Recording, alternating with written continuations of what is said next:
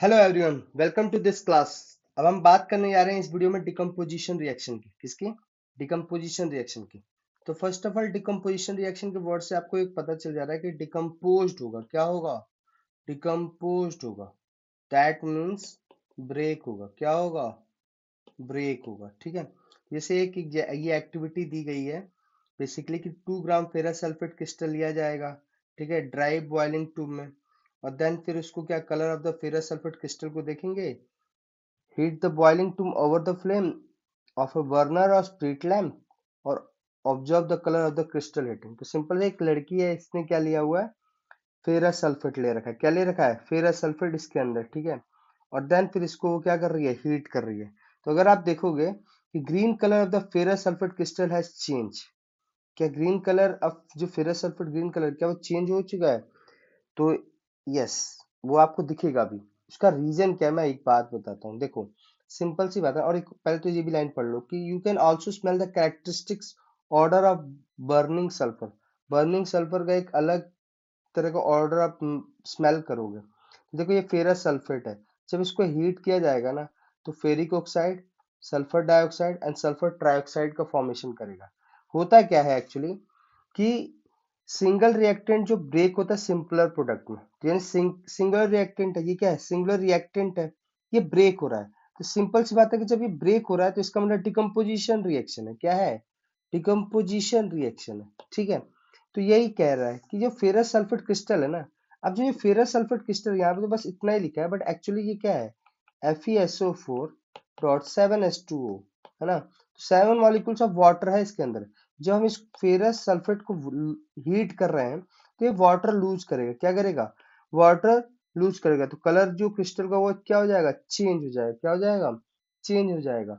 और ये किस किस में फॉर्म में आएगा? मतलब रिजल्ट जब रिएक्टेंट जो प्रोडक्ट बनाएगा यानी ब्रेक होगा तो क्या बनाएगा आपका?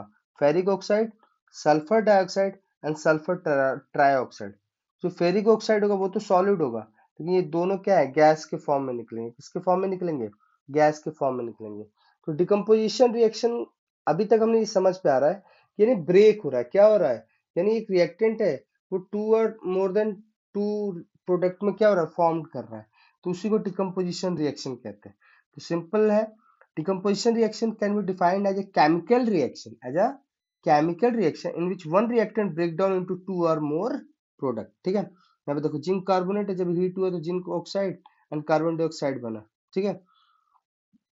तो ये आपका Al2O3 है, जब ब्रेक होता है एल्युमिनियम और ऑक्सीजन में हुआ। तो जनरल फॉर्मेट डिकम्पोजिशन रिएक्शन का क्या है कि ए बी किसमें ब्रेक हो जाएगा? ए प्लस बी में हो जाएगा। ए बी क्या है? एक parent molecule that means reactant and A and B are the product molecule. इस केस में क्या है? ए प्लस बी क्या है? प्रोडक्ट मॉलिक्यूल है। अब पढ़ेंगे type of decomposition.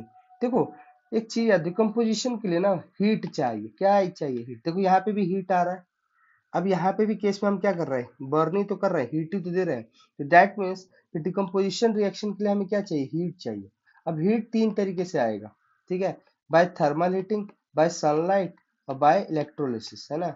Bye electrolysis. Thermal heating का मतलब होता है जो हम बर्नर से दे रहे हैं या स्पिरिट से दे रहे हैं। ठीक है। जैसे लाइक ये आपको बर्नर से दिया जा रहा है ना, ये बर्न किया जा रहा है बर्नर से, स्पिरिट लैंप से, है ना। तो यही केस है। तो इसका मतलब थर्मल डिकम्पोजिशन रिएक्शन के बर्न किया जा रहा है एक तरीके से। थर्मल डिकम्पोजिशन रिएक्शन वो होता है कि जहां पर डिकम्पोजिशन रिएक्शन तो होगा, किसी एक्टिविटी में थर्मल एनर्जी। ठीक है। दैट मीन्स कि thermal decomposition reaction require energy to be supply to the reactant. Decomposition reaction क्या चाहिए? एनर्जी चाहिए, जो कि किसको सप्लाई किया जाएगा? रिएक्टेंट को, इन द फॉर्म ऑफ हीट। किसके फॉर्म में? हीट के फॉर्म में। सच रिएक्शंस आर जनरली इंडोथर्मिक। और इस रिएक्शंस को हम क्या कहेंगे? इंडोथर्मिक कहेंगे। क्या कहेंगे? इंडोथर्मिक रिएक्शन कहेंगे। क्यों? क्योंकि इसमें हीट क्या हो रहा है?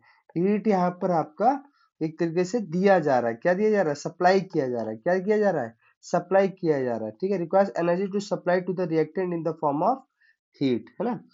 That means generally endothermic reaction energy होता है जहाँ पे एनर्जी चाहिए to break the chemical bonds. अब इसको ब्रेक करना ना, इसके केमिकल बॉन्ड को ब्रेक करना है और इनकी जो कॉन्स्टिट्यूएंट एलिमेंट्स उसको अलग करना है। तो देखो कैल्शियम कार्बोनेट मतलब सीधी सी बात है, ये किसकी बात करी जा रही है? Calcium carbonate. ठीक है। वो आपका कैल्शियम ऑक्साइड और कार्बन डाइऑक्साइड में बनेगा। क्या बनेगा? कैल्शियम ऑक्साइड, जिसको कि हम इसको हम क्या कहते हैं? क्यूक्लाइम कहते हैं। क्या कहते हैं? क्यूक्लाइम कहते हैं। क्या कहते हैं? क्यूक्लाइम कहते हैं, है ना। और यहाँ पे सोडियम कार्बोनेट है, सोडियम ऑक्साइड और कार्बन डाइऑक्साइड में रिलीज होगा। तो ये केस आता है।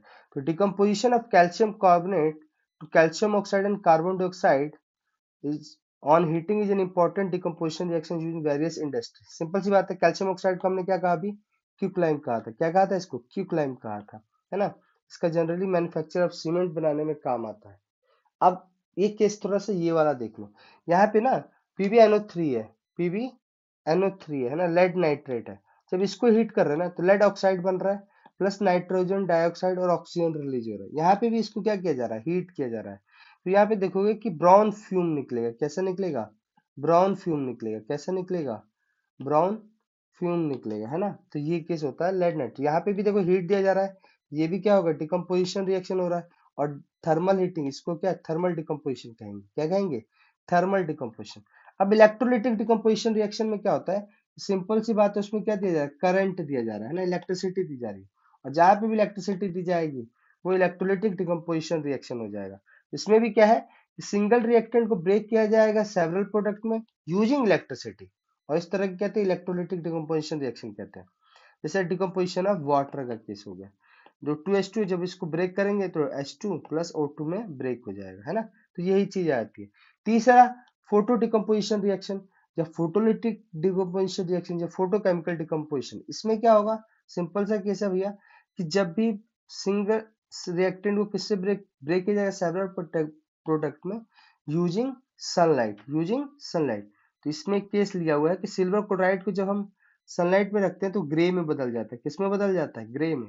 तो ये क्या होता है? Due to decomposition of silver chloride into silver and chlorine by light. ठीक है, सिल्वर किस में बदल गया? क्लोरीन में बदल गया। तो देख रहे हैं यहाँ पे सिल्वर क्लोराइड को जब हमने सनलाइट दिया तो सिल्वर और क्लोरीन में डिवाइड हो गया, ब्रेक कर गया। वैसे सिल्वर सिल्वर ब्रोमाइड का भी केस ऐसा ही है, इसको भी सनलाइट दो तो सिल्वर और ब्रोमाइड में बदल जाता है। और it is a type of decomposition reaction in which light or photons are used. क्या यूज किया? लाइट या फोटॉन। फोटॉन मतलब packet of energy, packet of energy, ठीक है। Use to break the reactant to form several product. Light energy use किया था break करने के लिए बॉन्ड, ये रिएक्टेंट का बॉन्ड ब्रेक करने के लिए ना लाइट एनर्जी के रूप में यूज किया जाता है। इसी को हम फोटोलिसिस कहते हैं। क्या कहते हैं? फोटोलिसिस कहते हैं। तो photo decomposition, photolytic decomposition, photochemical decomposition and even photolysis ये भी कहा जा सकता है। डिकम्पोजिशन रिएक्शन के लिए क्या चाहिए? एनर्जी चाहिए, चाहे वो हीट के फॉर्म में, चाहे लाइट के फॉर्म में, चाहे इलेक्ट्रिसिटी के फॉर्म में। किसके लिए? Breaking down the reactant. और जब ब्रेक डाउन करेगा तभी तो न्यू प्रोडक्ट बनेंगे। Reaction in which energy is absorb, जहां पे एनर्जी एब्जॉर्ब किया जाता है, जहां पर एनर्जी एब्जॉर्ब किया जाता है उसको हम क्या कहते हैं? एंडोथर्मिक रिएक्शन कहते हैं। क्या कहते हैं? और जहां पर एनर्जी रिलीज होता है, क्या होता है? रिलीज्ड होता है, तो वहां पे एक्सोथर्मिक रिएक्शन कहते हैं। क्या कहते हैं? एक्सोथर्मिक रिएक्शन कहते हैं, ठीक है। क्या सारे डिकम्पोजिशन रिएक्शन एंडोथर्मिक होते हैं? तो देखो नहीं, ऐसा नहीं है। क्योंकि देखो हम जहां पे डिकम्पोजिशन रिएक्शन दे रहे हैं वहां पे हीट देना बन रहा है। बट क्या सारे डिकम्पोजिशन रिएक्शन एंडोथर्मिक है? तो ऐसा नहीं है।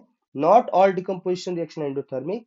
कैसे? एंडोथर्मिक भी हो सकते हैं, एक्सोथर्मिक भी हो सकते हैं। जैसे एक एग्जांपल ले लेते हैं, जब डिकम्पोजिशन होता है, ठीक है, NO का, किसमें? N2 एंड O2 में, तो एक्सोथर्मिक होती है। यहाँ पर क्या होता है? हीट रिलीज होती है। क्या होती है? हीट रिलीज होता है। अदरवाइज बाकी में सब क्या था? एब्जॉर्ब्ड हो रही थी। क्या हो रही थी? एब्जॉर्ब्ड होती। जैसे आप ओजोन का ही देखो, ओजोन भी क्या होता है? ब्रेक होता है किसके? O2 में, तो ये भी क्या है? एक्सोथर्मिक है। क्या है? एक्सोथर्मिक रिएक्शन है। तो ये चीज आ जाती है। अब डिकम्पोजिशन रिएक्शन की कोई एप्लीकेशन भी है? बिल्कुल है। Extraction of metal from their ores, ores से निकालने के लिए, ओर से जब मेटल को निकालते हैं तब इसका यूज होता है डिकम्पोजिशन रिएक्शन का। कैसे? जिंक को कैसे ऑब्टेन किया जाए? कैलामाइन से। किससे? कैलामाइन से, बाय डिकम्पोजिशन रिएक्शन लगाकर। और इन सिमिलर मैनर सोडियम को भी ऑब्टेन किया जाता है सोडियम क्लोराइड से। किससे? सोडियम क्लोराइड से, ठीक है।